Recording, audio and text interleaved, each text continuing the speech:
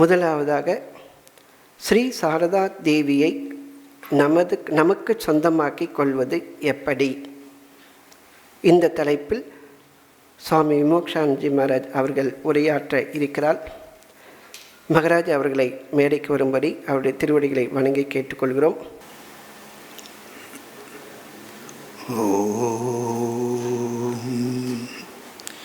அகண்டமண்டலாகாரம் வியாப்தம் ஏன சராச்சரம் தத்பதம் தர்ஷிதம் ஏன தஸ்மை ஸ்ரீ குரவே நமः.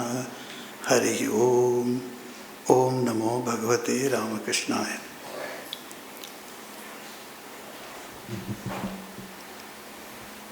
ராமகிருஷ்ண மடத்தின் சென்னை கிளையில் நடத்தப்படும் 4 தினம் அந்தர்யோகத்தின் இன்று 3வது நாள். சுவாமி அப்பவர்கானஜி சொல்லிபடி இன்று நாம் அன்னை சாரதா தேவியை பற்றி சிந்திப்பதற்கு ஒரு வாய்ப்பு கொடுக்கப்பட்டுள்ளது. எனக்கு கொடுத்த தலைப்பு அன்னை சாரதையை நமக்கு சொந்தமாக்கிக் கொள்வது எப்படி.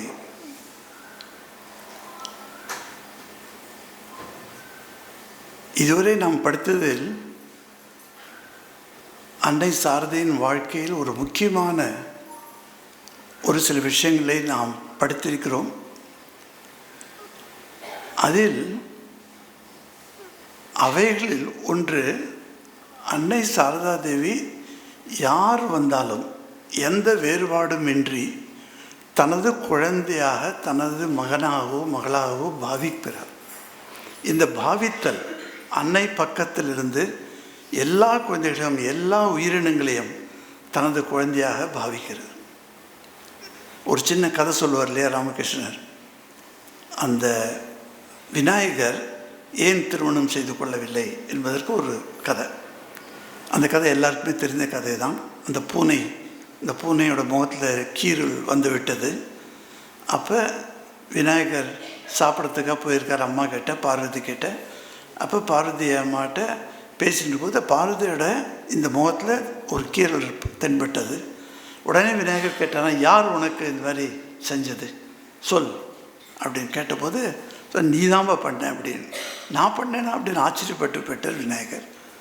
அது அப்போ நீ பூனையோடு விளையாட்டு இருந்த இல்லையா சாயங்காலம், அந்த சமயத்தில் உன்னோட நகம் பட்டு கீறல் வந்து விட்டது. நான் தான் எல்லா உயிரிலும் இருக்கிறேன், எந்த உயிருக்கு தீங்கு செய்தாலும் இது எனக்கு செய்த மாதிரி அப்படின்னு பார்வதி சொன்ன உடனே விநாயகர் முடிவு பண்ணிட்டார், எல்லா பெண்களும் எல்லாமே அன்னையோட உருவம்தான் அப்படின்னு, நான் திருமணமே வேண்டாம் எனக்கு அப்படி சொல்லிட்டார். இந்த மாதிரி ஒரு கதை இருக்குது. இதை ராமகிருஷ்ணன் சொல்கிறார். அப்போ இந்த பிரபஞ்சம் என்பது சிருஷ்டிக்கப்பட்டது பரபிரம்மத்தின் சக்தியினால். அந்த பரபிரம்மே அவதார புருஷனாக வரும்போது அந்த சக்தியும் கூட வருகிறது. அந்த சக்தி தான் அன்னை சாரதா தேவி என்று நம்ம தெரிஞ்சிருக்கிறோம். அப்படின்னா இந்த பிரபஞ்சத்தில் உள்ள எல்லா உயிர்களும் அவங்களுக்கு குழந்தைகள் மாதிரி. ஏன்னா அவள் தான் அம்மான்னு நம்ம கூப்பிடுறோம். யாரை? அவள் தன் குழந்தையை தான் தன்னுடைய அம்மாவை அம்மான்னு கூப்பிடும். ஆனால் இப்போ இந்த கேள்வி என்னன்னா, அன்னை சாரதா தேவி எப்படி நம்ம எல்லாரையும் தனது குழந்தைகளாக கருதினாள் என்பதல்ல. இந்த கேள்வி நாம் எப்படி அன்னை சாரதாவை நமது அன்னை சாரதாய் என்று காண வேண்டும், என்று கருத வேண்டும் அப்படிங்கிறது தான் இப்போ கேள்வி. இப்போ இந்த கேள்வி ஒரு புதுசான ஒரு கேள்வி தான் இருக்குது. நான் ரொம்ப அப்ரிஷியேட் பண்ணுறேன். எந்த சுவாமிஜி இந்த தலைப்பு கொடுத்தாங்கன்னு தெரில. ஒரு கடினமான தலைப்பு கூட இது. ஏன்னா இதை பற்றி எப்படி பேசுதுன்னு தெரில எனக்கு. ஏன்னா எப்படி நாம் அன்னையை சாதாரணமாக ஸ்ரீ சாரதா தேவி பிறந்த இடம் ஜெயராம்பாட்டி நமக்கு தெரியும். ரொம்ப வருடத்துக்கு முன்னால் பிறந்திருக்காங்க இல்லையா, 1853. அதுக்கப்புறம் அவங்க உடல் மறைந்து போனது, அதுவும் நமக்கு படிச்சிருக்கோம். அதற்கு பிறகு பல வருடங்கள் ஆகிவிட்டன. வெறும் ஃபோட்டோவில் மட்டும் பார்த்துவிட்டு இவரை எனது அன்னை என்று சொந்தம் கொண்டாட முடியுமா? எவ்வளோ கஷ்டம் இல்லையா? பார்க்காத ஒரு அம்மாவை நான் யாராவது பார்த்துருந்தேனே சொல்லலாம், இந்த அம்மா நான் பார்த்துருக்கேன், சரி இவங்கள கூட நான் சொந்தம் கொண்டாடலாம். ஆனால் பார்க்காத ஒரு அம்மாவை நாம் எப்படி சொந்தம் கொண்டாட முடியும்? அப்படின்னா சொந்தம் என்றால் என்ன, அது முதல்ல தெரிஞ்சுக்கணும். சொந்தம் கொண்டாடுவது விட்டு விடுங்கள், இவர் எனக்கு சொந்தமா இல்லையா என்று முடிவுக்கு வர வேண்டும் இல்லையா? அந்த முடிவுக்கு நாம் வந்து விட்டோமா? இந்த அன்னை தான் நமக்கு அன்னை என்று சொல்ல முடியுமா? ஒரு பிரம்மச்சாரிகிட்ட சொல்லிட்டு இருந்தேன் நான், திடீர்னு அதாவது சன்னியாசத்துக்கு முந்தைய சமயத்தில் அவர் வீட்டில் கூப்பிட்டுருந்தாங்க. சரின்னு இவர் வீட்டுக்கு போனார். வீட்டுக்கு போய் அம்மாவோட பேசிகிட்டு இருக்கேன். அந்த அம்மா, அதாவது இவரை பெற்றெடுத்த தாய், அவங்க சொல்லிட்டாங்க, நீ மடத்தில் போய் சன்னியாசாரு எனக்கு பிடிக்கல, சன்னியாசிகளுக்கு நான் மதிப்பு கொடுக்குறேன், அவங்கள பிரணாம் பண்ணுவேன், ஆனால் நீ போய் சன்னியாசாரது எனக்கு வேண்டாம், நீ எங்கள் கூட இரு அப்படின்னு சொல்லிட்டாங்க. இப்போ இந்த பிரம்மச்சாரி என்ன பண்ணுவான்? அவன் ரொம்ப கஷ்டத்தில் இருக்கான், அவனுக்கு மனசு கொதிக்கிறது, ஐயோ என்னடா அது இந்த மாதிரி ஒரு நிலைமை வந்துடுது, இப்போ பெற்றெடுத்த தாயை புறக்கணித்து விட்டு எப்படி போகுது? நிறைய சுவாமிகள் அப்படி தான் போயிருக்கோம், நாங்களும் அப்படி தான் வந்திருக்கேன், விட்டு புறக்கணித்து தான் வந்திருக்கோம். ஆனால் இவர் கண் முன்னால் உட்காண்டிருக்காவ அம்மா, அப்போ எப்படி அவளை புறக்கணித்துட்டு போகுது? அப்போ நான் கேட்டேன், என்னடா பண்ணேன் அப்படின்னு. அப்போ ஒரு அற்புதமான ஒரு வழி சொன்னான். அவன் சொன்னான், நான் ராத்திரியெல்லாம் பிரார்த்தனை செஞ்சேன் அம்மா கிட்ட. எந்த அம்மா கிட்ட? சாரதா தேவி அம்மா கிட்ட நான் பிரார்த்தனை செஞ்சேன். என்ன பிரார்த்தனை செஞ்சேன்? அந்த பிரார்த்தனை நான் சொன்னேன், நீ யாருக்கெல்லாமோ அம்மாவாக இருக்கிறாய், இந்த என்னை பெற்றெடுத்த தாய்க்கும் தாய் நீ. அப்படி என்றால் எனது தாய்க்கு சரியான புத்தி நீ கொடுக்க மாட்டேங்கிறிய, அவளுக்கு என் மேல் உள்ள பற்றுதனால் தானே, அந்த பற்றை நீ அறுத்து விடு, அவளுக்கு இந்த புத்தியை கொடு, நான் உனது மகன், அவளது மகன் அல்ல. அது பேருக்கு சொல்லலாம் அவளது மகன் என்று, ஆனால் நான் உண்மையில் உன்னுடைய மகன், எனக்கு நீ தாய் என்றால் அவளுக்கும் நீ தாய், இந்த ஜகத்தின் எல்லா உயிரினங்களுக்கும் நீ தாய். அப்படின்னா என்னோட அம்மாவை நீ புரிஞ்சு வச்சுக்க முடியாதா அப்படின்னு பிரார்த்தனை பண்ணான். அடுத்த நாள் காலையில் எழுந்து அந்த அம்மாவை சொன்னாங்க, நீ போயிட்டு வாப்பா, நான் உனக்கு ஆசீர்வாதம் தரேன் அப்படின்னு. என்ன ஒரு அருமையான சேஞ்ச் பாருங்கள். நீங்கள் எப்போ தாயோட அந்த இணைப்பு கொண்டு வரீங்களோ, சொந்த தாய் மாதிரி நீங்கள் பேசலாம், அவள்கிட்ட நீங்கள் எல்லா குறையும் சொல்லலாம், கேட்கலாம். மக்கள் ஒரு அம்மா கிட்ட வந்தாங்க ராஞ்சியில் இருக்கும்போது. அந்த அம்மா என்ன பண்ணுறாங்கனாக்க, அவளுக்கு மாடியில் இருக்காவ ஃபஸ்ட்டு ஃப்ளோரில், கீழே ஒரு இன்ஸ்பெக்டர் இருக்கார், அந்த பிஆர்இ இன்ஸ்பெக்டர். அவங்களோட அந்த இன்ஸ்பெக்டரோட ஒய்ஃப் இன்ஸ்பெக்டரை விட ரொம்ப கடுமையானவள். அதனால் அவள்கிட்ட பேசுகிறதுக்கு கூட இந்த பெங்காலி அம்மாவுக்கு தயக்கம், எப்படி பேசுகிறதுன்னு தெரியல. அதனால் சும்மா இருந்தாங்க. ஆனால் பார்க்குறாங்க, பூவாக கொட்டி வச்சுருக்கு, அப்படியே ஃபஸ்ட் கிளாஸ் பூவெல்லாம் வந்துட்டுருக்கு. இந்த கான்ஸ்டபிள்ஸ் இருக்காங்களே இன்ஸ்பெக்டரோட, அவங்க டெய்லி தண்ணி ஊற்றி அதெல்லாம் டென்ட் பண்ணி நல்லா ஃபஸ்ட் கிளாஸை பண்ணியிருக்காங்க. இவன் மேலேருந்து பார்க்குற ஜன்னல்லேருந்து இவ்வளோ அருமையான பூக்கள், ஒரு பூ கூட அங்கே எடுத்துன்னு அன்னையார் பாதத்தில் கொடுக்க முடியாத நிலைமை. ஏன்னா அவள்கிட்ட போய் கேட்கணும் இல்லையா, ஒன்றரை பூ கொடுன்னு கேட்கணும். எப்படி கேட்குறது? பயமாக இருக்கு அவளுக்கு. இன்ஸ்பெக்டரோட ஒய்ஃப் எப்போ ஒரு நாளைக்கு ரொம்ப கஷ்டப்பட்டு எங்கிட்ட அழுதுன்னு இருந்தான் அந்த அம்மா. மகாராஜ் இந்த மாதிரி ஆயிடுத்து, ஒரு பூ கூட என்னால் கொடுக்க. நான் சொல்கிறேன், வாங்கி கொடுக்கலாமே, மார்க்கெட்டில் நிறைய இருக்க பூ அப்படின்னா. அது சரி, ஆனால் என் கண் முன்னால் நான் பார்க்குறது அது பெரிய பூத்து குலுங்கிறது, அந்த பூ எடுத்து என்னால் கொடுக்க முடியலையேன்னு வருத்தம். சரி, நீ போய் அம்மாட்ட சொல்லுன்னு கோயிலுக்கு போய் அம்மா கிட்ட பிரார்த்தனை பண்ணிட்டு வந்திருக்கா. அடுத்த வாரம் எங்கிட்ட சொல்கிறா, மகாராஜ் ரொம்ப மகிழ்ச்சி, முகமே மகிழ்ச்சியாக இருந்தது. ஒரு மிட்டாய் ஒரு பேக்கெட் அதை கொண்டு வந்து கொடுத்தா, நீங்கள் சொன்னது பலிச்செடுத்துன்னு. என்ன சொன்னேன் நான் மறந்தே போயிட்டேன் அந்த விஷயத்தை. நீங்கள் தான் சொன்னீங்க அம்மாட்ட போய் கேளுங்க. நான் அம்மாட்ட போய் சொன்னேன், இவ்வளோ பூக்கள் குலுங்கி கிடைக்கின்றன, அந்த ஒரு பூ கூட உனக்கு பாதத்தில் போட முடியல என்னால், அதற்கு வழி செய் அப்படின்னு நான் சொன்னேன். வழி வந்துடுத்துன்னு. எப்படி வழி வந்தது? அது ஒரு ஆச்சரியம் இல்லையா? அப்போ அவன் சொல்கிறா, நேற்றுக்கு காலையில் என் கதவை தட்டுற சத்தம் கேட்டது, திறந்து பார்த்தா அந்த போலீஸ்காரனோட ஒய்ஃப் அவங்க நின்றுருக்காங்க. அவளுக்கு பின்னால் ஒரு கான்ஸ்டபிள் நிற்கிறான், ஒரு சின்ன தட்டு வச்சுட்டு. அதில் நிறைய பூக்கள் இருக்குது. அந்த அம்மா சொல்கிறேன், எனக்கு நீ வெளியில் போட்டிருக்கே அந்த ராமகிருஷ்ணர் ஃபோட்டோ, அந்த ராமகிருஷ்ணன் நேற்று என் கனவில் வந்தார். வந்து சொல்கிற, இவ பாரு, இந்த உன் மாடியில் இருக்கிற அம்மாவுக்கு பூ வேணும்னு அவள் துடிக்கிறா, நீ 2 5 பூ நீ கொடுக்க முடியாதா, இவ்வளோ பூ விளையிறதில்ல அப்படின்னு கேட்ட. அதெல்லாம் நான் கொண்டு வந்திருக்கேன், டெய்லி உனக்கு பூ கிடச்சிடும் அப்படின்னு. அது பாருங்கள் எப்படி அன்னையாரோட அருள் பாரு.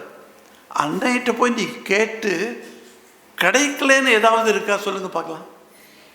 உங்கள் வாழ்க்கையில் நீங்கள்லாம் பக்தர்கள் தானே, நாங்கள்லாம் சன்னியாசிகள், நாங்களும் பக்தர்கள் தான். பக்தர்களாக இருந்து கொண்டு ஏதாவது ஒரு விஷயம் சொல்ல முடியுமா? நான் அன்னையிட்ட மிகவும் மனம் வருந்தி கேட்டேன் இல்லையா, ஒருமையோடு, ஒருமையான மனதோடு நான் கேட்டேன். பிரார்த்தனை எப்படி பண்ண வேண்டும்? ஒருமையுடன் நினது மலரடி நினைக்கின்ற உத்தமர்த்தம் உறவு வேண்டும் சொன்னார் வள்ளலார்.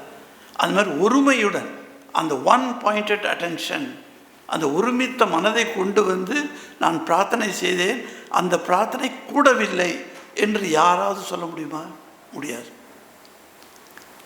காரணம் என்ன என்றால், அந்த அம்மாவோட குணம் அது. அவள் எல்லாருக்கும் சொந்தம்.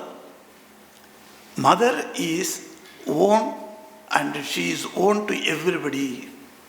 ஆனால் அவளுக்கு எல்லாருமே குழந்தைகள், அதை புரிந்தது நமக்கு. ஆனால் நமக்கு அவள் எப்பொழுது நம்மவளாக மாறுகிறாள், அதுதான் இப்போ பிரச்சனை இல்லையா? அந்த பிரச்சனைக்கு மீண்டும் மீண்டும் நமக்கு வர வேண்டியிருக்கு. ஏன்னா அதுதான் இப்போ டாபிக் ஆலோசனைக்கு.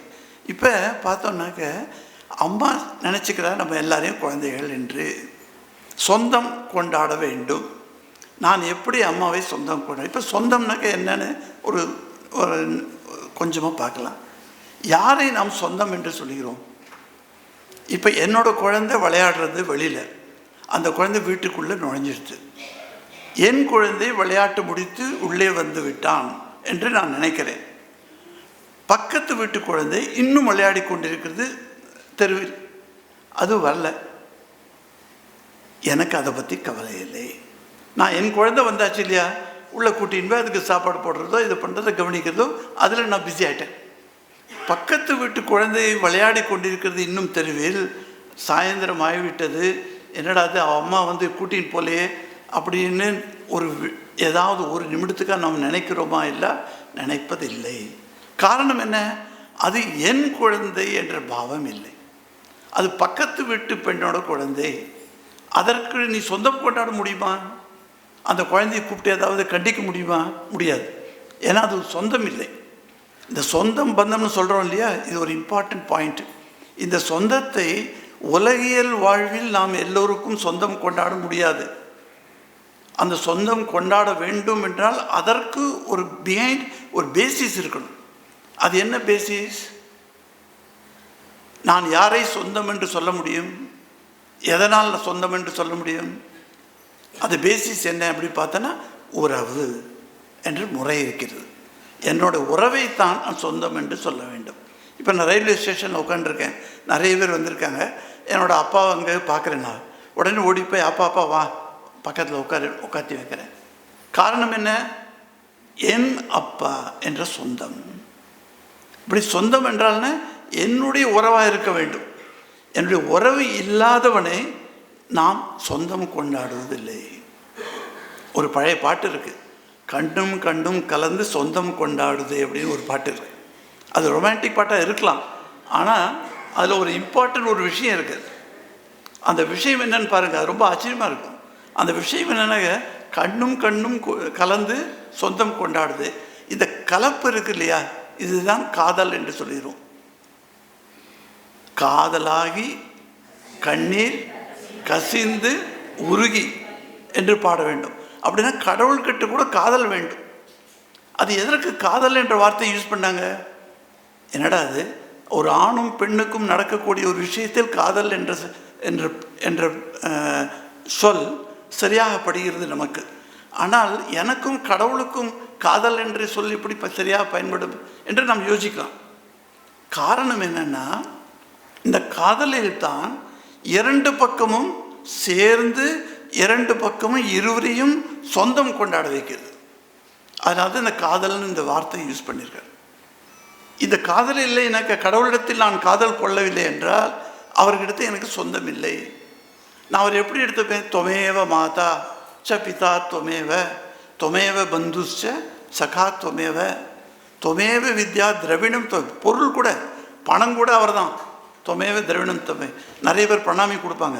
அந்த ரூபாயை எடுத்து அதை கசக்கி முறுக்கி அதை இவ்வளோ சின்னதாக்கி யாருக்குமே தெரியாதபடி கையில் வச்சு கையில் அப்படியே திணிச்சிடுவாங்க. சில பக்தர்கள் பார்த்துருக்கேன். நான் சொல்லுவேன், இது லக்ஷ்மிப்பா, இப்படி குறுக்கி கொடுக்காத, அழகாக வச்சு கூட நீ அதில் எடுத்துறது எனக்கு ஒன்றும் வெக்கம் இல்லை. ஏன்னா திரவியம் தொமேவ திரவியம் திரவிடம் தொமேவ. அதற்கு பிறகு லிஸ்ட் போட முடியாது. அப்போ என்ன சொல்லுவோம்? சர்வம் மம தேவ தேவ. சர்வம் எல்லாமே மம தேவ, என்னுடைய தேவன். இந்த மமங்கிற சப்தம் ரொம்ப இம்பார்ட்டண்ட். நாம் உலகில் எல்லாருக்கும் மம சப்தம் யூஸ் பண்ணுறோம். மம புத்திரஹ மம புத்ரி அந்த மாதிரி சொல்லுவோம், என்னுடைய பெண் என்னுடைய குழந்தை என்று. ஆனால் கடவுளிடம் இந்த மம சப்தம் வர முடியுமா? இது வந்தால் இது காதல். அப்போ தான் அந்த காதல் ஆகணும். அந்த காதல் ஆகவில்லை என்றால் எப்படி நீ கசிவ? அப்படி கண்ணீர் வர முடியாது. அதனால்தான் இந்த சொந்தம் கொண்டாட வேண்டும் கடவுளிடம். இதை பற்றி ரொம்ப அருமையான வார்த்தைகள்லாம் இருக்குது. மகாபாரதத்தில் ஒரு சின்ன கதை. அது எல்லாரும் உட்காந்துருக்காங்க, போர் ஆரம்பமாகும். அந்த போரினால் வரும் விளைவு என்ன எல்லாருக்கும் தெரியும். இந்த போரின் விளைவு மிக மிக கொடூரமான ஒரு விளைவு. கிருஷ்ணர் வந்திருக்கார், சகதேவன் தனியாக உட்காந்துருக்கான். சகதேவனை பார்த்து கிருஷ்ணர் சொல்கிறார், என்னப்பா சகதேவா, இவ்வளோ பெரிய போர் நடக்க போகிறது, எனக்கே பயமாக இருக்குது அப்படிங்கிறார். அவன் சகதேவன் சொல்ல, எனக்கும் தான் பயம். ஏனென்றால் பல லட்சம் பெண்கள் விதவையாக போகிறார்கள், கணவனை இழக்கப் போகிறார்கள் இந்த போரில். அவங்களுக்கெல்லாம் என்ன நடக்கும்? அதுக்கப்புறம் அவங்க வாழ்வு எப்படி போகும்? இதெல்லாம் நினச்சி எனக்கு ரொம்ப கவலையாக இருக்குது கண்ணா. என்னால் என்ன பண்ணுறது தெரியல, இந்த போரை எப்படி நிறுத்துவது அப்படின்னு நான் யோசிச்சுட்டு இருக்கேன். அப்போ கிருஷ்ணர் சொல்கிற, நானும் அதுக்கு தான் உங்ககிட்ட வந்திருக்கேன். போர் இப்போ ஆரம்பிக்க போகிறது, இதை எப்படி நிறுத்தலாம்னு நானும் நிறைய யோசனை பண்ணேன். எனக்கு ஒன்றும் விஷயமே புரியல. நீயே சொல்லு, இந்த போரை எப்படி நிறுத்துவது, உனக்கு என்ன ஐடியா இருக்குன்னு. எனக்கு ஒரு ஐடியா இருக்குது, அதன்படி நீ கரெக்டாக பண்ணினா இந்த போர் நின்றுடும். அப்போ கிருஷ்ணருக்கு ஆச்சரியம். சரிப்பா சொல்லு சகதேவா, சொல்லு என்ன ஐடியான்னு சொல்கிறான். இது பாரு, கர்ணன் நமது அண்ணா, பஞ்ச பாண்டவர்களோட அண்ணா. கர்ணன் நமது எதிரியான துரியோதனன் 100 பேர், அவங்களுக்கும் அவன் ரொம்ப நண்பன். அதனால் நீ டிக்ளேர் பண்ணு, இந்த புது ராஜ்யத்தில் தலைவன் கர்ணன் அப்படின்னு நீ டிக்ளேர் பண்ணு. என்னோட அண்ணன் யுதிஷ்டரும் ஒத்துண்டுருவாங்க, அவர் ஒத்துண்டா நாங்கள் 4 பேரும் ஒத்துண்டுருவோம். துரியோதனன் அதை ஒத்துப்பான், ஏன்னா அவனோட ஃப்ரெண்டு தானே, அவனும் ஒத்துண்டுருவான். போர் நின்றுடும். ரொம்ப ஈஸி. ஓ, அவ்வளோ ஈஸியா? அப்போ கிருஷ்ணர் சொன்னால், அர்ஜுனன் ஏதோ சபதம் ஏதோ போட்டிருக்கேன்னு கேள்விப்பட்டேனே அப்படின்னா. ஆமாம். அப்போ சகதேவன் சொன்னால், அர்ஜுனன் ஒரு சபதம் போட்டிருக்கான், போரில் கர்ணனை கொல்ல வேண்டும் என்று சபதம் பண்ணியிருக்கான். கர்ணன் என்ன பண்ணியிருக்கான்? I want to kill Karna. So இந்த சபதம் பண்ணியிருக்க, அந்த சபதத்துக்கு என்ன ஆகும்? அது ரொம்ப ஈஸி. சகதேவன் சொல்கிறான், ரொம்ப ஈஸி ப்ராப்ளம். எப்படி? அர்ஜுனனை கொன்னுடுவோம். நம்ம 5 பேர் இருக்கோம் இல்லையா, ஒருத்தன் போட்டோமே, மொத்த 4 பேர் தான் உயிரோடு இருப்பாங்க. அர்ஜுனனை கொன்னுடுவோம் அப்படிங்கிறோம். அர்ஜுனன் சரி நான் கொன்னுட்டேன். கிருஷ்ணன் சொல்கிறார், சரி கர்ணனை தலைவனாக்கிட்டேன், அர்ஜுனனை கொன்னுட்டேன், இப்போயாவது போர் நிற்குமா? நிற்காது. இன்னொரு கண்டிஷன் இருக்குது அப்படிங்கிற சகதேவன். என்னடா கண்டிஷன் மேலே கண்டிஷன் போட்டுருக்க நீ? என்ன கண்டிஷன்? திரௌபதிக்கு மொட்டை அடிக்கணும். ஐயோ, இவ்வளோ நல்ல கூந்தல், பெரிய கூந்தல் வச்சுருக்காவ. அந்த கூந்தல் முடியாத கூந்தல், அது முடிக்கப்படாத கூந்தல். உங்களுக்கு தெரியல, அவர் சபதம் போட்டு வச்சுருக்கா. எப்போ பீமன் அந்த துரியோதனோட தொடையை உடைச்சி ரத்தத்தை கொண்டு வந்து வரணும், அந்த ரத்தத்தை நான் குடித்தேனோ அப்போ தான் இந்த கூந்தல் முடிக்கப்படும் அப்படின்னு கூந்தல் அப்படியே விரிச்சுன்னு உட்காண்டிருக்காது. அதனால் அந்த சபதம் பலிக்கக்கூடாதுங்கிறத அவளை மொட்டை அடிச்சிருங்க. அப்போ கூந்தலே இருக்காது. இது 3 நீங்கள் பண்ணிட்டீங்கன்னாக்க போர் நிறுத்தலாம் அப்படின்னு நீங்கள் நினைக்காதீங்க. இன்னொரு கண்டிஷன் இருக்குது. ஸோ கிருஷ்ணருக்கு ரொம்ப ஆச்சரியமாக, சரி உன்னோட 4வது கண்டிஷன் சொல்லி தொலை அப்படிங்கிற சொல்லலாம். உன்னோட 2 பாதங்கள் இருக்கு இல்லையா, அதை நான் கட்டி பிடிச்சிடுவேன், அதை நீ எடுக்கக்கூடாது அப்படிங்கிறான். அப்போ பார்த்துட்டு கண்ணன் ரொம்ப மகிழ்ச்சி ஆகிட்டான். சொல்கிறான், பார் சரி நான் 2 பாதங்கள் உனக்கு தருகிறேன், பார்க்கலாம் நீ எப்படி கட்டி பிடிக்கிறேன்னு அப்படின்னு 16,000 கிருஷ்ணராக மாறிவிட்டாராம். கிருஷ்ணர், ஒரே கிருஷ்ணர் 16,000 பேர், அங்கே 16,000 கிருஷ்ணர் பார்க்குறான் சகதேவன். ஆனால் எல்லா கிருஷ்ண உருவங்களுக்கும் 2 பாதங்கள் தான் பேஸ் இல்லையா, அதுலேருந்து தானே வந்தது எல்லாம். அந்த 2 பாதங்களை கட்டி பிடிச்சின்னு சகதேவன் அழறானான். கண்ணா, நான் உன்னோட பாதங்களை கட்டி பிடித்து விட்டேன், உன்னால் தப்பிக்க முடியாது அப்படின்னு சொன்னோடனே கிருஷ்ணனை விட்டு கெஞ்சறாராம், என்னை விட்டுடுப்பா, நீ எனக்கு நிறைய வேலை இருக்குது, உங்ககிட்ட மாத்திரம் உட்காந்துருக்க முடியாது, என்னை விட்டுடு அப்படின்னு சொல்லிட்டு கிருஷ்ணர் அவன்கிட்ட விட்டு போகிறான். நம்ம சொல்கிறோம் இல்லையா, அது என்ன கட்டி பிடித்து இல்லை, எப்படி நீ தப்பிப்பேன்னு ஒரு மாணிக்கவாசரோட ஒரு வசனம் இருக்கு இல்லையா, சிக்கனை கட்டி பிடித்து எங்கே எழுந்துருவாயன்னு கேட்குறேன். எங்கே நீ எழுந்துருக்க முடியும் உன்னால், நான் உன்னை கட்டி பிடிச்சிட்டேனே, நீ எங்கேயும் போக முடியாது. அப்படி தான் சகதேவன் பண்ணானா. ஸோ சகதேவன் கொண்டாடுவது சொந்தம், கிருஷ்ணரை தன்னுடையனாக மாற்றி கொண்டான். அந்த மாதிரி நம்ம அன்னை சாரதா தேவியை மாற்ற முடியுதுவா அப்படின்னு கேட்டாலும் முடியலை. காரணம் என்னன்னாக்க 9 விதமான செயல்கள் நாம் செய்வதில்லை, சரியாக செய்வதில்லை சொல்லணும். அந்த 9 விதமான செயல்கள் என்னெல்லாம் அப்படின்னு ஒரு லிஸ்ட் இருக்குது. அந்த லிஸ்ட்டை நான் மறக்கக்கூடாதுன்றதுக்காக இங்கே பக்கத்தில் வச்சுருக்கேன், பார்க்கலாம் அந்த லிஸ்ட் என்னென்னு. எப்படி அன்னையாரை நாம் சொந்தமாக்கி கொள்ளலாம்? முதல் படி என்ன அப்படின்னாக்க, பிரதம் பகதி சந்தக கரசங்கா. இது நான் சொல்கிறது துளசிதாசர் எழுதிய ஒரு பாட்டிலிருந்து. துளசிதாசர் சொல்கிறார், ராமனை நாம் சொந்தமாக்கி கொள்ள வேண்டும் என்றால் 9 விதமான பக்தி செலுத்த வேண்டும். அப்பொழுதுதான் ராமனை நமது சொந்தம் என்று சொல்ல. ஏன் ராமன் என்று சொல்ல முடியும்? மம ராமக. இல்லை என்றால் ராமன் எப்போதுமே அயோத்தி ராமன் தான் அவன். ஸோ ராம ராம ராமா கல்யாண ராமா பட்டாபி ராமா அப்படின்னு பாடுவோம் இல்லையா, அந்த பாட்டில் பாருங்கள், என்னுடைய ராமன் என்று வர வேண்டும். அந்த என்னுடைய ராமன், அது என் என்ற வார்த்தை இல்லை என்றால் அவன் எனது சொந்தம் இல்லை. அவன் அயோத்திக்கு ராஜாவாக இருக்கலாம், தசரனோட புத்திரனாக இருக்கலாம், என்ன வேணால் சொல்லுங்கள் நீங்கள். ஆனால் என் ராமன் என்று சொல்லாத வரையில் அந்த ராமன் என்னுடையவனாக மாட்டான். அப்போ துளசிதாசர் சொல்கிறார், இந்த 9 விதமான பக்திகள் செய்தால் ராமன் என்னுடையவனாக மாறிவிடுவான் அப்படிங்கிறது. அது என்னெல்லாம் முதல்ல சொல்கிறார்.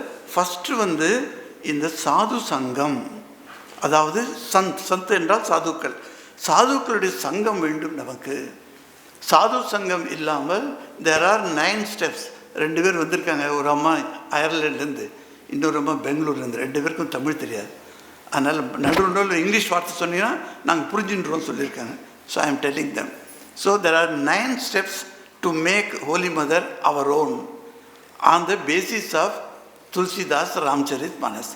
So Ramcharit Manas, Tulsidas gives 9 ways of doing bhakti to Sri Ram, so that Ram can be my own. That own is the important word. So first is Sadhu Sangam. Sadhu சங்கத்துக்கு அவ்வளோ பெருமை இருக்குது, நிறைய கேட்டிருக்கோம் நம்ம இல்லையா. இல்லைன்னா நீங்களாம் வந்திருக்க மாட்டீங்க. இங்கே இவ்வளோ சாதுக்கள் உங்கள் கூட பேசுகிறாங்க, நீங்கள் பழகிறீங்க, அவங்களோட பேச்செல்லாம் கேட்டு நீங்கள் எடுத்துகிட்டு போகிறீங்க, நோட்ஸ் எடுத்துகிட்டு போகிறீங்க, எவ்வளோ நடக்கிறது. இந்த சாது சங்கமே ஒரு பெரிய விஷயம். அதுக்கு ஒரு சின்ன மறுபடியும் ராமாயணத்தில் ஒரு கதை வருது. அதில் கும்பகர்ணன் படுத்துட்டு இருக்கான், ராவணன் வந்துட்டான், எழுப்புறான் கும்பகர்ணன். எழுப்ப முடியல, அவன் தூங்கிட்டு இருக்கான் இல்லையா. அவனுக்கு கரெக்டாக 6 மாதம் அப்புறம் தான் அவன் தூக்கம் கலையும். நடுவில் அவனை டிஸ்டர்ப் பண்ண முடியாது. கும்பகர்ணன் தூங்கிட்டே இருக்கான். ஆனால் இவன் ராவணன் என்ன பண்ணுறான், நிறைய இந்த பேரிகையெல்லாம் கொண்டு அந்த முழங்கி அவனை எப்படியா தூக்கத்துலேருந்து எடுக்கணும். ஏன்னா காரணம் என்னக்க எல்லாருமே போயிட்டாங்க, ராவணன் கிட்ட யாரும் இல்லை. இப்போ ராமனோட சண்டை போடுறதுல ஒரே ஒருத்தன் தான் மிஞ்சி இருக்கான், அவன் கும்பகர்ணன். அவனை கூட்டின்னு போனோம். இப்போ அவன் கும்பகர்ணன் எழுந்த உடனே கேட்குறானா, அண்ணா நீ என்னை எழுப்புறியே, என்னாச்சு? அண்ணாவை காலை தொட்டு வணங்கினானா கும்பகர்ணன். வணங்கி சொல்கிறான், என்னாச்சு, என்ன விஷயம், நடுவில் என்னை எழுப்பிட்டேனே அப்படின்னு. அப்போ ராவணன் சொன்னான்னா, ஒரு பெரிய சோதனை நமக்கு வந்திருக்கிறது. இந்த லங்கையே போயிடுத்து, நீ தூங்கிட்டு இருந்த லங்கை பாதி எரிஞ்சு போச்சு, இப்போ இன்னும் வேறவரோட கையில் போக போகிறது. இப்போ நீ எனக்கு உதவி செய்யலைனாக்க நீ தம்பின்னு எப்படி சொல்ல ஒன்று, வா என் கூட போர் புரியலான்னு சொன்ன. ஒன்றும் கவலை இல்லை, கஷ்டம் இல்லை, எனக்கு போர் புரியத்தில் ஆனந்தம் தான், நான் அவங்க கூட போர் புரியேன். ஆனால் நமது எதிரி யார் அப்படின்னு கேட்டான் நான் கும்பகர்ணன். அப்போ ராவணன் சொன்னா, நமது எதிரி ராமன் என்ற ஒரு மனிதன், நர ரூபத்தில் வந்துள்ள ஒரு மனிதன், நரன் அப்படி சொல்கிறான். ராமன் என்ற ஒரு நரன் வந்திருக்கான். நரனா? உனக்கு ஒரு நரனை வெல்வதற்கு நான் வேணுமா? நீ ஃபூன் ஊதினாலே போயிடுவானே அவன். எவ்வளோ பெரிய பெரிய ராட்சசர்கள்லாம் நீ வென்றிருக்க, எவ்வளோ பெரிய தேவர்களை எல்லாம் நீ வென்றிருக்க, ஒரு நரன்கிட்ட என்னப்பா உனக்கு தோல்வி அப்படின்னு கேட்டானா. அது தோல்வி காரணம் என்னன்னு தெரியல, ஆனால் நான் அவனை ஜெயிக்க முடியவில்லை இதுவரை, நீ ஹெல்ப் பண்ண ஜெயிக்கலாம்னு. சரி, அவனை எதிரி ஆனதுக்கு காரணம் என்ன? காரணம் சொல்லணும் இல்லையா? அப்போ ராவணன் சொல்கிறான்னா, அவனுடைய மனைவி நான் தூக்கி கொண்டு வந்துட்டேன். ரொம்ப வெக்கப்பட்டு கண்களை கீழே இறக்கி தரை பார்த்து கொண்டே கும்பகர்ணன் சொல்கிறான். கும்பகர்ணன் அதிர்ச்சி. யார் அது?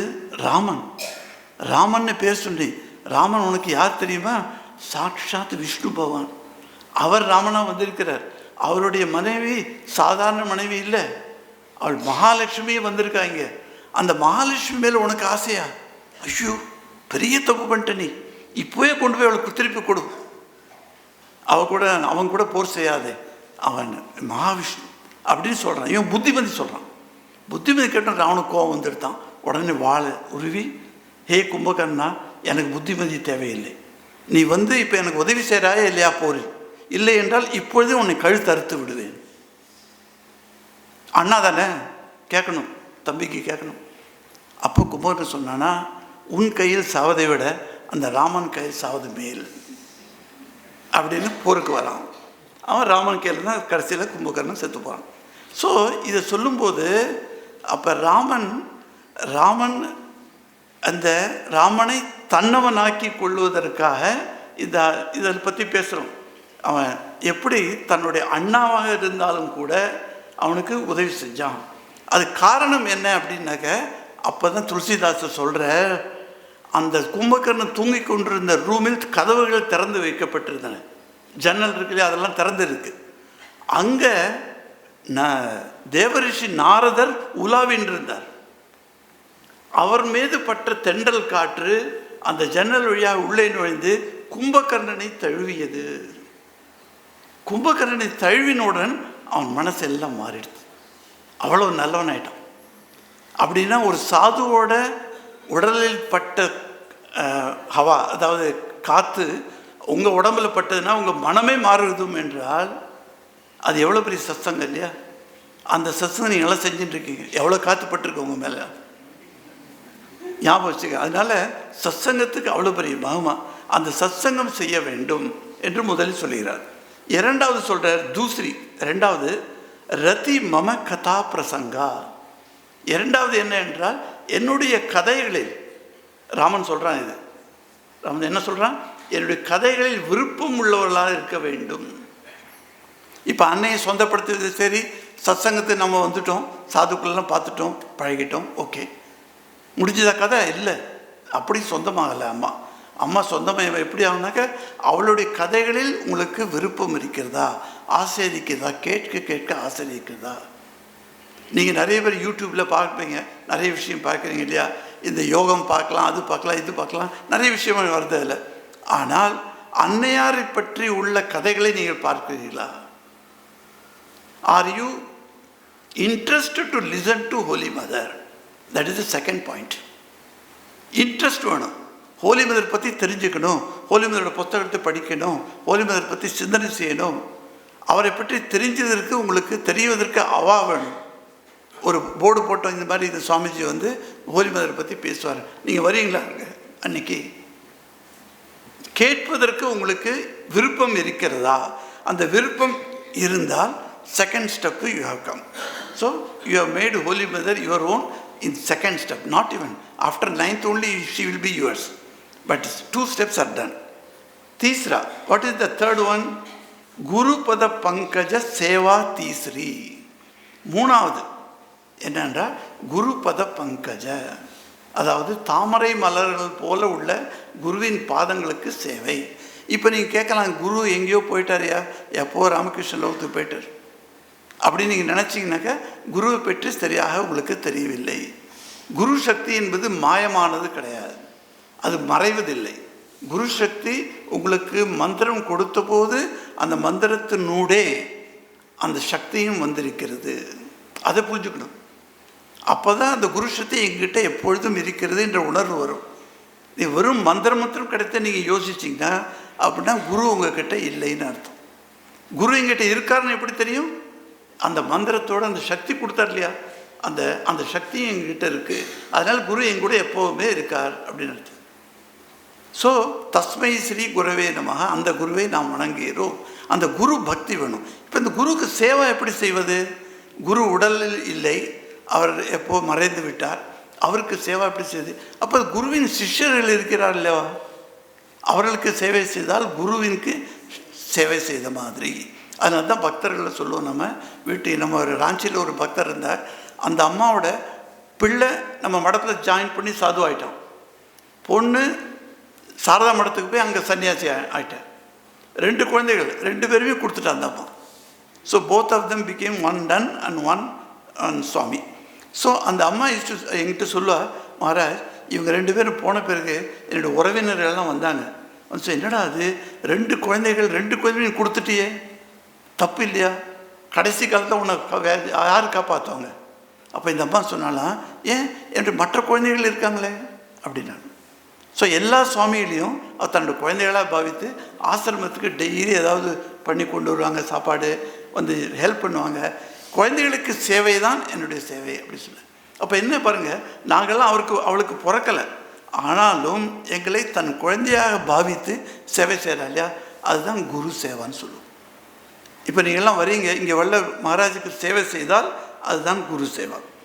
இப்போ 4வது சௌத்தி, 4வது என்ன? பகதி மம குணுகன கரகி கபட்ட தஜிகான். கபட்டம் என்றால் நமக்கு எல்லாருக்கும் தெரியும். கபட்டம் என்றால் ஒன்று சொல்வது செய்வது ஒன்று. மனம் வாக்கு இரண்டும் ஒன்றாக இல்லாததை கபடம்னு சொல்லுவோம். இந்த கபடம் இல்லாமல் நான் பக்தி செய்ய வேண்டும். அதாவது கடவுள்கிட்ட பக்தி செய்யும்போது நம்ம என்ன சொல்கிறோம்? நான் உன்னை வணங்குகிறேன், ஆனால் என் மனம் வேறு இடத்தில் இருக்கிறது. கடவுளிடத்தில் நான் சரணாகதி அடையலை.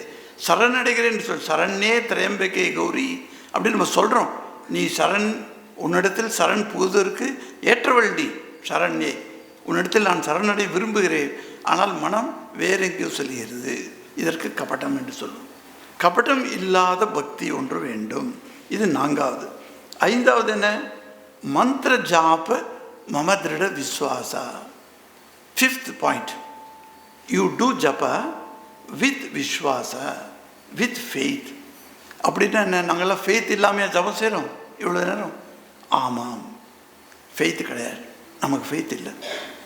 ஜபம் செய்யும்போது அந்த விசுவாசம் இல்லாமலே நம்ம ஜபம் செய்து கொண்டிருக்கிறோம். ஒரு மெக்கானிக்கலாக செஞ்சு கொண்டிருக்கிறோம், ஃபெய்த்தே இல்லை. நான் சின்ன வயசில் எங்கள் அம்மாக்கிட்ட போனேனாக்க வயிற்று வலி அம்மான்னு சொல்லுவேன். நான் யாரோ பக்கத்து வீட்டில் ஏதோ சாப்பாடு கொடுத்துறாங்க, நிறைய சாப்பிட்டாச்சுன்னா, ஸோ போய் அம்மாட்ட கம்ப்ளைண்ட் பண்ணுறேன், படுத்துக்கோ அப்படின்னு. சரி படுத்துனேன். விபூதி எடுத்து ஓம் நிமிஷம் சொல்லி இந்த தொப்புளுக்கு 4 தடவை சுற்றி கூட்டுருவாள். ஒரு 4-5 தடவை எழுந்து போ விளையாடு, அது வலி போயிடுது. அவளுக்கு அதில் விசுவாசம், ஓம் நம சிவான்னு சொல்லி விபூதி போட்டால் அந்த நோய் போய்விடும் அப்படின்னு. அந்த விசுவாசத்தோடு அவள் ஜபிக்கிறதுனால அதற்கு ஒரு சக்தி இருக்குது. இப்போ அன்னையாரை பற்றி நம்ம நினைக்கும் போது என்ன? நம்ம மந்திர ஜபம் செய்கிறோம். அந்த மந்திர ஜபத்தில் விசுவாசம் இருக்க வேண்டும். இந்த மந்திர ஜபத்தில் குருவின் சக்தி என்னுள் வந்திருக்கிறது, இந்த சக்தியினால் நான் கடவுளை அடைய முடியும் என்ற விசுவாசம் என்ற நம்பிக்கை உங்களுக்கு வேண்டும். இதை தான் ராமர் சொல்லிடுறாராம். அடுத்தது சட்ட, அதாவது 6வது. What is the 6th point? இஸ் சேஸ் தமசீல விரதி கஹு கருணா. சொல்ல தம சீலம், ஒரு சீலம். சீலம் என்றால் குணங்கள், நல்ல நற்குணங்களை சீலம் என்று சொல்லுவோம். அந்த பையன் பாரு எவ்வளோ சீலமாக வாழறான் அப்படின்னாக்க நல்ல குணங்கள் இருக்குன்னு அர்த்தம். அந்த நற்குணங்கள் உள்ளவர் சீலம் உள்ளவர்கள். என்ன சீலம் இருக்கணும் அவங்களுக்கு? அவர் சொல்கிற தமசீலம் இருக்கணும். தமம் என்ற ஒரு சீலம், தமம் என்ற ஒரு குணம் இருக்கணும். தமம் என்ற கேள்விப்பட்டிருக்கீங்களா இந்த வார்த்தையை? தம்பம் இல்லை, தமம். சமதம் யார் சொன்னீங்க? நீ சொன்னியா? நல்லது. சமம் தமம் 2 வார்த்தைகள். இந்த மாதிரி சமம் தமம் சொல்லுவாங்க. சமம் என்றால் நமது வெளி புலன்களை அடப்பது, தமம் என்றால் உள் புலன்களை அடப்பது. ஸோ இந்த தமசீலம் அது வேணும் அப்படின்னு சொல்கிறவர். இது நமக்கு நிறைய பேருக்கு கிடையாது. நம்ம வெளியில் நல்லவனாக இருந்தால் கூட உள்ளே நமக்கு பலவித எண்ணங்கள் ஓட்டம் இருக்கும். அதனால்தான் இந்த தமம் என்பது அதையும் நம்ம காணிக்க வேண்டும். அதற்கு பிறகு 7வது சமமோகி மயஜக தேகா சொல்ல, எல்லா இடத்திலையும் சமமாக பார்க்க வேண்டும். இது நமக்கு நிறைய பேருக்கு முடியாத காரியம். காரணம் என்னன்னாக்க, நம்ம பதவி, அவங்களோட பொசிஷன், அதாவது பொசிஷன், அவங்களோட பிறந்த குலம், அவங்களோட மற்றவங்களோட என்னெல்லாம் பொருள், பணக்காரனா ஏழையா, இதெல்லாம் பார்த்து தான் நம்ம ட்ரீட் பண்ணுறோம் இல்லையா? நம்ம வாழ்க்கையில் நம்ம பிஹேவியர் எப்படி இருக்குது? Depends on different status, richness, etcetera. But are you able to see everyone as same? God is present in everyone. இது நமக்கு வரதில்லை. இந்த குணமும் இருக்கணுங்கிறவர்.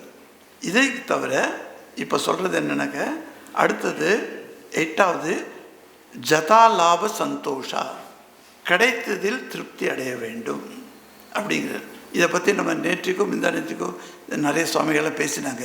அதாவது கிடைத்ததில் திருப்தி, இது இன்னும் வேணும் இன்னும் வேணும்னு நினைக்காதீங்க. எது கொடுக்கப்பட்டது உங்களுக்கு அதுலேயே நீங்கள் சந்தோஷமாக இருக்கணும். சந்தோஷம் அப்படிங்கிறது அதுதான் சொல்கிறார். இந்த மாதிரி கிடைத்தல் ஜதா லாப சந்தோஷா அப்படின்னு சொல்கிறார். அடுத்தது 9th, இது கடைசி படி. இந்த கடைசி படியில் சொல்கிறவர் என்ன? சரள சபு சனு சலஹீனா, அதாவது எந்த விதமான சல்னாக்க ஏமாற்றும் வித்தை, இந்த ஏமாற்றும் வித்தை இல்லாமல் நாம் பழக வேண்டும். எல்லாரிடமும் உரிமையாக நன்றாக பழக வேண்டும். இதை ஏமாற்றக்கூடாது யாரையும். அப்படி நீங்கள் 9 படிகள் இல்லை நீ இதை கடைப்பிடித்தால், இப்போ ராமர் யார்கிட்ட சொல்கிறது? ஒரு கிழவிட்ட. அந்த கிழவி பேர் ஞாபகம் இருக்கா? சபரி. Correct, thank you. சபரி.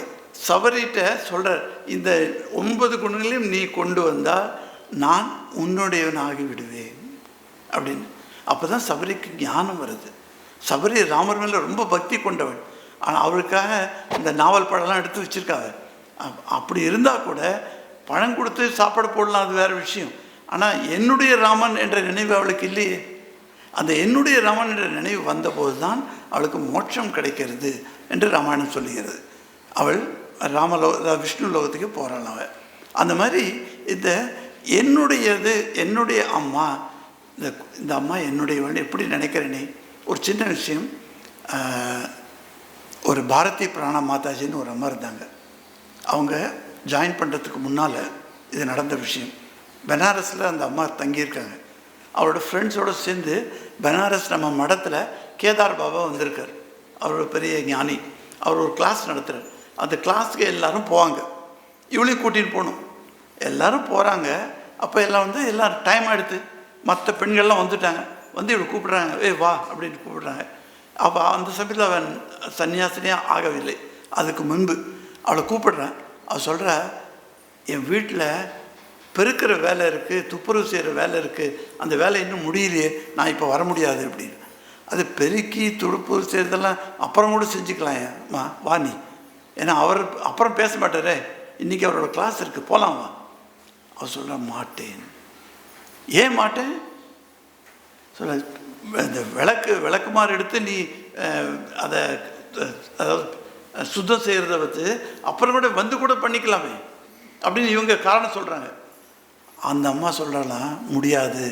காரணம், அன்னையார் இங்கே உட்காந்துருக்காங்க பாரு. அன்னையார் இங்கே உட்காந்துருக்காங்க, நான் எப்படி அவளை விட்டுட்டு போகிறது? அவளுக்காக சுத்தம் செய்வது என்னோடய டியூட்டி. இன்றைக்கி நான் சுத்தம் செய்யாமல் நான் போனேன்னாக்க அன்னையாருக்கு நான் என்ன பதில் சொல்லுவேன்? என் அன்னையார் அப்படிங்கிறாங்க. அதனால தான் அந்த மாதிரி நம்ம யோசிச்சோன்னா இந்த சேவை பாரு எப்படி எவ்வளோ அற்புதமாக இருக்கும். நம்ம அன்னையாரை நாம் சொந்தமாக்கி கொள்ளாமல் அன்னையாரை ஒரு தேவி என்ற முறையில் அங்கே உள்ளே வைத்து விட்டோம். அந்த தேவி பக்கத்தில் கூட நாம் போக முடியாமல் இருக்கிறோம். என் அம்மா என்று நான் யோசித்தால் என்ன வேணால் நான் சில அம்மா கிட்ட போய் இல்லையா, அவள்கிட்ட முன்னால் அவளை போய் என்ன வேணால் பெதற்றினாலும் ஒன்றும் கஷ்டம் இல்லை, அவளுக்கு கரெக்டாக புரியும். அந்த மாதிரி அந்த சொந்தமாக்கி கொள்வதற்காக நாம் செயல்படுவதே இல்லை. எப்படி சொந்தமாவாள் நமக்கு? அவர் ராமகிருஷ்ணனோட குரு பத்னி என்று தான் இருப்பாள். அவன் மேலே பக்தி பாரு, நரேனுக்கு பக்தி. ஒரு சின்ன விஷயம் நடந்தது. ஒரு பொண்ணு பார்க்கறதுக்கு கொஞ்சம் கருமை நிறம். அந்த பொண்ணு அடிக்கடி தட்சிணேஸ்வரத்தில் வந்துட்டு போவாள். ஜெயராம்பட்டிலேருந்து வந்திருக்கா. ஜெயராம்பட்டியில் அம்மா இருக்கா இல்லையா, அன்னை சாரதா தேவியோட அம்மா ஷியாமா சுந்தரி தேவி, அவளுக்கு ஒரு தங்க இருந்தாள். அந்த தங்கையோட பொண்ணு இது. இந்த பொண்ணு பேர் ஹாபின்னு பேர். ஹாபின்னு ஒரு நல்ல பேர். அது யாருக்கும் ஒரு விளையாட்டுத்தனமான ஒரு பேர். எல்லாருமே அவளை அந்த ஹாபின்னு கூப்பிடுவாங்க. ஸோ இந்த ஹாபி இப்போ வந்த உடனே, ஆனால் ராமகிருஷ்ணர் அந்த ஹாபி மேலே அவ்வளோ பிரியம் வச்சுருந்தார். அவள் வந்த உடனே அந்த குழந்தைய எடுத்துருந்து தன்னுடைய மடியில் உட்காத்தி வச்சுப்பார். உட்காத்தி வச்சுன்னா அதுக்கு ஊட்டுறது மிஷ்டி இல்லை, அது மிஷ்டினாக்க அந்த இனிப்பு பண்ண வாயில் போடுறது, அவ கூட விளையாடுறது. அந்த பொண்ணு ராமகிருஷ்ணனோட தோள் மேலே ஏறி உட்காரணும். அதை எடுத்து இவர் நடந்து போகிறோம். அப்படியெல்லாம் செஞ்சு நம்ம எல்லோரும் பார்க்குறோம் இல்லையா, வீட்டிலலாம் நம்ம பெரியவர் செஞ்சுருக்காங்க நமக்கெல்லாம். அதே மாதிரி தான் அவளும் ஹாபியை எடுத்துகிட்டு வந்து அவள் விளையாடுவார். அப்படிப்பட்ட ஹாபி டைம் இருக்கா? ஓ சாரி. அப்படிப்பட்ட அந்த ஹாபிக்கு அவர் விவேகானந்தர் வந்து அண்ணா, நரேன் அண்ணா அப்படின்னு கூப்பிடுவாங்க. ஒரு நாளைக்கு நரேன் அங்கே நுழைஞ்சிருக்கான் அந்த ராமகிருஷ்ணோட ரூமில். அந்த ரூமில் வேறு யாரும் இல்லை, ராமகிருஷ்ணர் கோயிலுக்கு போயிருக்கார். அந்த சமயத்தில் ஹாபியை அம்மா பணிச்சிருக்காங்க, நீ விளக்குமாறு எடுத்துகிட்டு போய் சுத்தம் செஞ்சுட்டு வா. இப்போ குருதேவர் இல்லை, அதனால் போய் சுத்தம் செஞ்சுட்டோன்னு அனுப்பிச்சிருக்காங்க. அந்த பொண்ணு வந்திருக்கு. அதுக்கு 12-13 வயசு இருக்கும். நரேன் உள்ள, அவனுக்கு ஒரு 18 வயசு. இந்த பொண்ணை பார்த்தா அவன் எல்லாருமே கேலி பண்ணாங்க, கருப்புன்னு. கருப்பாக இருந்தால் கேலி பண்ணுறது நிறைய சகஜம் தான் நம்ம சொசைட்டியில். ஸோ அந்த மாதிரி கேலி பண்ணுறாங்க. நரேனில் பார்த்து ஏ கருப்பி இங்கே வா அப்படின்னு கூப்பிட்டு, அவளுக்கு கோவம் வந்துடுது கருப்பின்னு சொன்ன உடனே. அவன் சொன்னேன், என்ன கருப்பின்னு என்ன சொல்கிறேன் நீ? நான் செய்ய மாட்டேன், உனக்கு என்ன வேணும்னு. அந்த டப்ளரில் ஒரு தண்ணி போட்டு கொண்டு வர, தண்ணி குடிக்கணும். முடியாதுன்ட்டு அவள் வெளியில் ஓடுறாங்க. அவளை இழுத்து பிடிச்சான் நரேன் பிடிச்சி, பாரு எனக்கு நீ சேவை செஞ்சால் உனக்கு அழகான ஒரு மாப்பிள்ளை நான் கொண்டு தருவேன் அப்படி சொல்லுவேன். உடனே அந்த பொண்ணு என்ன பண்ணுறது, ரொம்ப சிரிச்சிடுது. உடனே இல்லை வெக்க வந்துடுது, ஓடிட்டு அம்மா கிட்டே போச்சு. அம்மாட்ட போய் சொல்லி நரேன் அண்ணா வந்திருக்கான் அப்படின்னு சொல்கிறது. அப்போ அம்மா சொல்கிற, அவனுக்கு சில்லம் இப்போ குடிக்கணும், அதாவது ஸ்மோக் பண்ணுறதுக்கு சில்லம் வேணும், நான் பண்ணித்தரேன் அப்படின்னு ஒரு தேங்காய் கொட்டை அதில் சில்லமெல்லாம் போட்டு கொடுத்து அனுப்பிச்சிடான். இந்த பொண்ணு கொண்டு வந்து கையில் கொடுக்குறது நரேனுக்கு. நரேனுன்னா எடுத்துக்கோ அப்படின்னு. இந்த ஸ்மோக்கை பார்த்துட்டு அவனுக்கு ரொம்ப குஷி நரேனுக்கு. அவன் அந்த ஸ்மோக்கை சரி குடிக்கணும் அப்படின்னு அதை எடுத்துட்டான். எடுத்து இப்போ ஊதணும். அது பார்க்குறான், அந்த கொட்டையில் அந்த அரேஞ்ச் பண்ணியிருக்காங்க இல்லையா, அவ்வளோ அற்புதமான அரேஞ்ச்மெண்ட்டு, இவ்வளவு ஒரு ஆர்ட் மாதிரி பண்ணியிருக்கு. அப்போ கேட்டான், ஹாபி இது நீயா பண்ணினேன்? இது நான் பண்ணலான்னு. யார் பண்ண? அம்மா பண்ணி கொடுத்தா அப்படின்னு. அம்மா பண்ணி கொடுத்தால அப்படின்னு. உடனே அந்த கொட்டையை எடுத்துட்டு அதை ஸ்மோக் பண்ணாமல் என்ன பண்ணான், தன் தலைமையில் வச்சுட்டு, தலைமையில் வைக்கிறதுக்கு அது ஸ்மோக்கிங் வந்துருக்கு, ஸ்மோக்கிங் தான் வாயிலேருந்து விடணும். அவன் என்ன பண்ணான், தலைமையில் வச்சுட்டு அதை கீழ் வச்சுட்டு வரண்டா போய் தானே ஒரு சில்லம்னு சொல்லுவாங்க, அதை சில்லம் பண்ணி அவன் குடித்தான். அதை அவன் சொல்கிறான், அம்மா பண்ணினான்னு ஒரு கேள்வி அதை கேட்டதுமே அவனுக்கு அம்மா மேலே அவ்வளோ ஒரு மதிப்பு. பாரு, அது அம்மாவுக்கு நீ தொந்தரவு கொடுத்துட்டியா, நான் உனக்கு தானே சொன்னேன் அப்படின்னு அவளை கண்டித்தான். அப்புறம் நரேன், அம்மாவுக்கு தொந்தரவு வரக்கூடாது. அதுதான் எழுதுகிறார் விவேகானந்தர். அமெரிக்காவிலேருந்து எழுதும்போது, நமது அம்மாவை பற்றி நீங்கள் யாருமே சரியாக புரிந்து கொள்ளவில்லைங்கிற. நீங்கள் எல்லாருமே, சிவானந்த மகாராஜ்க்கு லெட்டரில் சொல்கிறார், நீங்கள் யாருமே புரிந்து கொள்ளவில்லை அம்மாவை. நமது அம்மாவுக்கு தங்குற இடம் யாரும் செய்து தரலையே அப்படின்னு வருந்துகிறார். ஏதாவது ஒரு வீடாவது பார்த்து கொடுப்பா, அம்மா கல்கத்தா வந்தால் எங்கே தங்குவாங்க, தங்கிறதுக்கு ஒரு இடம் இல்லை அப்படின்னு வருத்தப்படுறார். அதாவது எனது அம்மா என்ற எண்ணம் வந்தால் நாம் அம்மாவை சேவிப்பதே அந்த முறையின் தனியாக மாறிவிடும். அப்போ அந்த சொந்தம் கொண்டாடாமல் நமது அன்னையிடம் பக்தி செலுத்த முடியாது என்பதுதான் இந்த உரையின் சுருக்கம். ஓம் சாந்தி சாந்தி சாந்தி. ஹரி ஓம் தத்சத். ஸ்ரீராமகிருஷ்ணார்ப்பணமஸ்து.